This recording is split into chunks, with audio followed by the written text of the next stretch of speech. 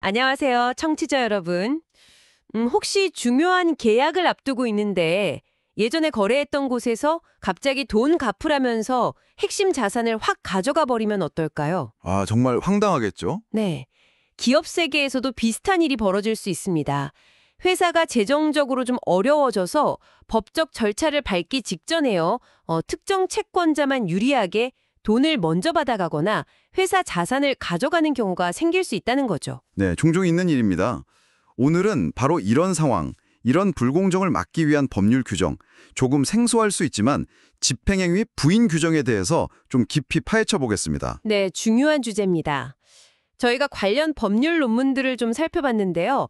이 제도가 왜 필요하고 또 어떻게 작동하는지 그리고 어떤 점들이 좀 복잡하고 논쟁적인지 그 핵심 내용을 중심으로 이야기 나눠보겠습니다. 네, 그리고 관련 사례를 언급할 때는요, 원칙에 집중하기 위해서 채무자 이름이나 사건 번호 같은 구체적인 정보는 익명으로 처리하겠습니다. 그게 좋겠습니다. 네. 자, 그럼 본격적으로 시작해 볼까요? 우선 이 집행행위라는 게 정확히 뭘 말하는 거고, 이걸 왜 부인, 그러니까 없었던 일로 되돌릴 필요가 있는 걸까요? 네, 그 집행행위라는 건 간단히 말하면 채권자가 법원의 힘을 빌려서요, 채무자의 재산을 강제로 가져가는 조치를 의미합니다. 흔히 아시는 압류 같은 거요. 아, 압류요? 네네. 네. 그런데 이제 회생이나 파산 절차가 정말 코앞에 닥친 시점에서 특정 채권자 한 명만 이런 압류 같은 걸 통해서 자기 빚을 먼저 다 받아가 버리면 다른 사람들은 그렇죠.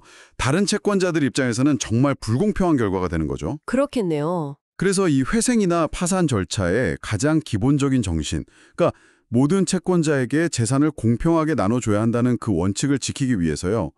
절차 시작 직전에 이루어진 특정 집행행위의 효력을 딱 인정하지 않는 겁니다. 아, 이게 바로 집행행위 부인의 핵심이라고 할 수 있습니다. 그렇군요. 그러니까 특정 채권자가 이렇게 줄 서 있는데 새치기 하는 거. 이걸 딱 막는 그런 장치라고 이해하면 되겠네요. 네, 정확한 비유입니다. 새치기 방지턱 같은 거죠. 우리나라 채무자 회생 및 파산에 관한 법률에도 관련 조항이 있다고요. 제100조, 제391조던데요. 구체적으로 어떻게 규정하고 있나요? 네, 맞습니다. 우리 법의 좀 특징적인 부분인데요. 일반적인 거래 행위, 물건 사고 파는 그런 행위를 부인하는 것과는 별도로요.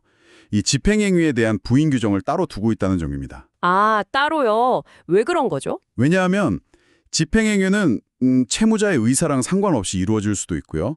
또 법원이 관여한다는 점에서 일반적인 사적인 거래와는 좀 다른 측면이 있기 때문이죠. 아, 법원의 개입. 네. 다만 이게 그럼 완전히 새로운 유형의 부인 제도냐 아니면 기존에 있던 편파행위, 그러니까 특정 채권자에게만 유리한 행위를 부인하는 것이나 사해행위, 다른 채권자를 해치는 행위를 부인하는 것에 좀 특별한 형태냐, 여기에 대해서는 사실 법률가들 사이에서도 이론저론 논의가 계속되고 있습니다. 흥미로운 지점이네요.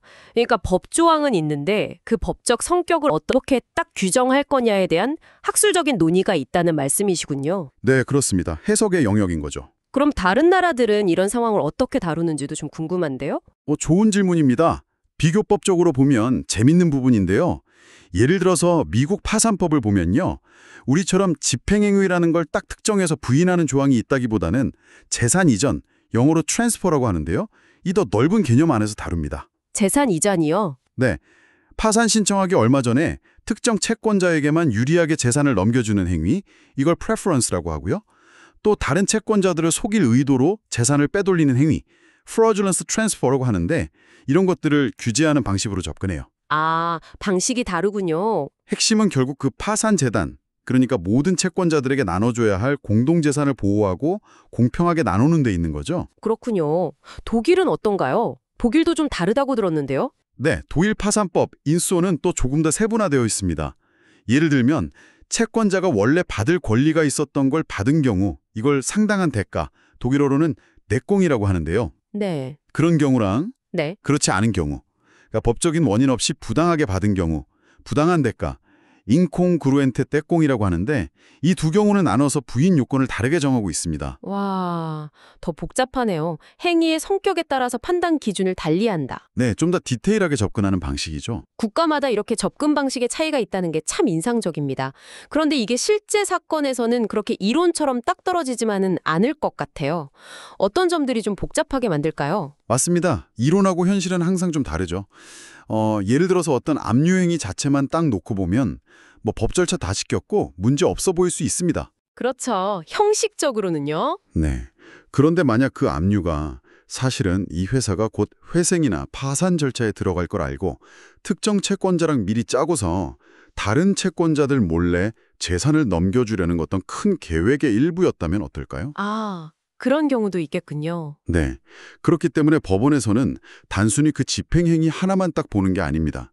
그 행위가 이루어진 배경, 그리고 그 행위로 인해서 다른 채권자들에게 실질적으로 어떤 해를 끼쳤는지, 이걸 이제 유해성이라고 하는데요. 이걸 보고요. 네, 유해성. 그리고 그 당시에 채무자가 정말 돈 갚을 능력이 없는 상태, 즉 지급 불능 같은 상황이었는지, 또 그 행위가 언제 이루어졌는지 이런 것들을 다 종합적으로 따져봐야 하는 거죠. 정말 탐정처럼 사건의 이면을 들여다봐야 하는 거네요. 그렇습니다. 겉으로는 합법적인 집행처럼 보여도 그 실질적인 결과가 다른 채권자들의 이익을 침해하는, 즉 편파적인 결과를 낳았다면 부인될 수 있는 겁니다. 저희가 살펴본 자료에도 관련 판례들이 좀 언급되어 있었는데요.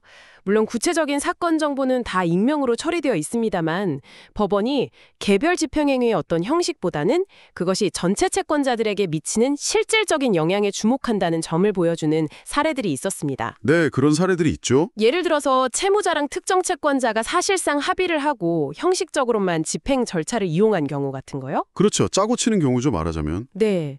또 겉으로는 그냥 정당한 권리 행사처럼 보이는데 실제로는 그 회생이나 파산 직전에 특정인에게만 우선적으로 변제하려는 의도가 아주 명백했던 그런 압류 같은 경우도 논의가 됐었고요.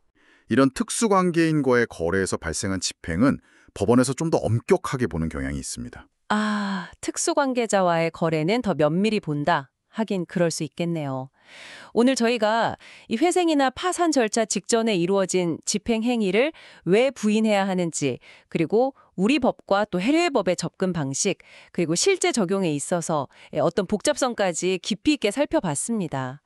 들어보니까 결국 핵심은 공평성을 어떻게 지킬 것인가, 이건 것 같네요. 그렇습니다.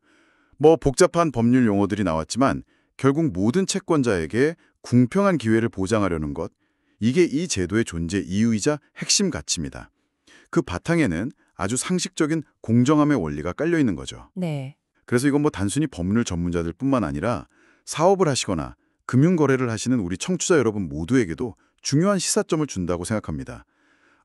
위기 상황에서 법이 어떻게 공정성을 추구하는지 이해하는 것은 뭐랄까 실질적인 위험 관리에 도움이 될 수 있거든요. 네, 정말 그렇네요. 복잡한 법 조항 속에 숨겨진 그 공정성의 가치를 다시 한번 생각해 보게 됩니다. 자, 그럼 마지막으로 청취자 여러분께 생각해 볼 만한 질문 하나 던져주시면서 마무리하면 어떨까요? 네, 좋습니다. 이 집행행위 부인 제도를 적용할 때요. 과연 그 채무자가 어떤 의도를 가졌는지를 중요하게 봐야 할까요? 예를 들어 다른 채권자들을 해치려는 나쁜 의도가 있었는지 이걸 꼭 따져야 할까요? 의도? 아니면 그런 의도가 있었든 없었든 상관없이 객관적으로 다른 채권자들에게 어떤 결과, 즉 불공평한 결과를 초래했는지 그 사실 자체에 더 무게를 두는 것이 더 공평할까요? 아, 주관적인 의도냐? 객관적인 결과냐? 네. 법이 어디에 더 중점을 두는 것이 이 제도의 취지인 공평한 분배를 실현하는 데 더 맞을지 청취자 여러분께서도 한 번쯤 고민해 보시면 흥미로울 것 같습니다.